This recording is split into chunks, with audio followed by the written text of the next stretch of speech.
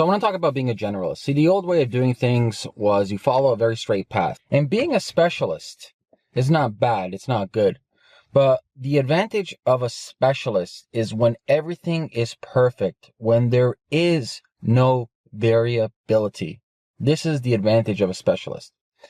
But in reality, if you look at civilization and if you look at migration, you look at history as a whole, specialists fail because they lack the ability to adapt. They lack the ability to be versatile. And due to this lack of variability and versatility, they can't adapt. They can't adapt to the times. They can't adapt to the economy. They can't adapt psychologically. And so where we are heading right now, we're heading into chaos. Trillions of dollars being printed into the economy. There's two economies. There's the stocks and the real economy. You have all these new rules being implemented, maybe Cold War with China through taxation, tariffs, etc. Supply chains being skewed around the world, eliminated, disrupted, localization being more focused as opposed to globalization. And so we have all these different elements happening at once. And people think right now is difficult. Ha! Just wait and see. But in times of chaos like this, and we can substitute the word chaos for the unknown. There's a lot of variables out there. Specialists suck. They do horrible jobs at this because there's no blueprint for them. They're like, oh my God, I don't know what's going on. I don't have the blueprint. I don't have the map. I don't have the legend. And we see it happening with every industry, with every niche. And we can't really blame the people on this. Like, people have been scammed into college, university. Right? Everybody is thinking, well, if I follow this path, my life will be easy for me. If I follow this other path, I can do this and that. Get the fuck out of here, man. Listen, the most important thing for you to survive anywhere in the world is this. Physicality is really important, but more or less is this, is the grit. And grit plus adaptability equals success. Pretty much. And so we are heading into a massive disruptive period where there's many unknowns. Anybody who tells you they think they know what's going to happen is full of shit. They have no idea what they're talking about. They may have assumptions of what's going to happen.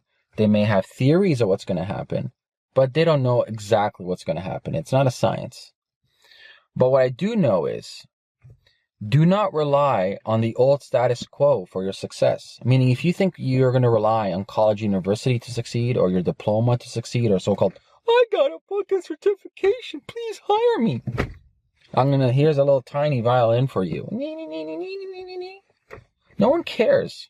People care about results. People care about how fast can you adapt and learn a new skill. I made a video about this, meta learning. In fact, one of my predictions, and I said this a while ago, I thought LinkedIn was going to do this when they bought Lynda. I really thought. They didn't. I don't know what the fuck they're doing with lynda.com. There's a big acquisition too. It's $1 billion acquisition. I'm like, oh, cool. They're fucking finally going to do it. I thought when LinkedIn bought Lynda and merged it into LinkedIn Learning, they're like, okay, they're going to do meta learning, micro learning. Because let's say I'll give you an example. I want to hire somebody that does growth hacking, but just growth hacking for, let's say, conversion rate optimization. I don't need them to know anything about else. And then I can go into LinkedIn Learning, find conversion rate optimization, the latest course. As of yesterday, and get my new employee to learn that right away and implement it right away. Right? So it's like micro task learning. And you cross-pollinate your skills this way. But they didn't do that. I don't know what the fuck they're doing. Anyways, but meta learning is the most important thing. I've always said it. The most successful people are generalists, but they have a very small specialty in one thing. We call them like T-shaped people, right? And so they know, they're like a polymath, right? They know a little bit about every single thing and they understand one thing very well. But the great thing about this is the generalization on top creates a pollinization, right? You go from, I know a little bit about coding to marketing to sales to HR through human relationships, through scaling, through technology, etc. And these things cross-pollinate together. And listen, man, I never went to high school. Well, I did went to high school. I got kicked out. I never went to college. I've been to many different industries. Hell, I might be going into the farming industry now. Like, what the fuck do I know about farming? I learned the first principles. I find the best people in the industry, find the best investors. Luckily for me, I knew a bunch of farmers back in the day as well. And I put these things together. I meta learn as fucking fast as possible as I can. And most people have this paralysis by analysis. They get fearful. They're like, oh shit, there's not a plan for me. There's unknowns out there. Motherfucker, what the fuck? We human beings have been going through unknowns our whole life. Like hunting and gathering. There's no known there. For the most part, you'll come back with no food. And so we've been pampered, babied, helicopter to think there's safety. It's an illusion. It's Maya. There's no safety, right? Safety makes weakness. It's really true. Like, if you believe that your life will be A-okay with no bumps or hurdles or challenges, you're delusional. And if you think going to college, university is going to solve your problem, well, you're part of the sheeple. Definitely part of the sheeple. And we see the whole system eroding underneath us right now because there's no answer out there. The answer for you, my friend, anybody watching this, is do you have what it takes right now to start anew? That's it. And this is why most people are fearful, right? Like, oh, I'm going to start anew. Be humble, man. Starting anew is fun. It's a new challenge. Remember what I said before? Fail, first attempt at learning, the analogy, right? It's a first attempt at learning. It's like riding a new bike. Or I always give the analogy to people like, imagine if you just try to ride a motorcycle by just reading manuals. Get the fuck out of here. You're not going to learn. You got to get on the goddamn motorcycle, wobble around a little bit, and you're going to eventually fall down, get back up, and you're good to go, right? You learn from your fucking mistakes. And this is where we're heading to. The world is changing fast, extremely fast. Economies are shifting. Political entities are emerging, new and old.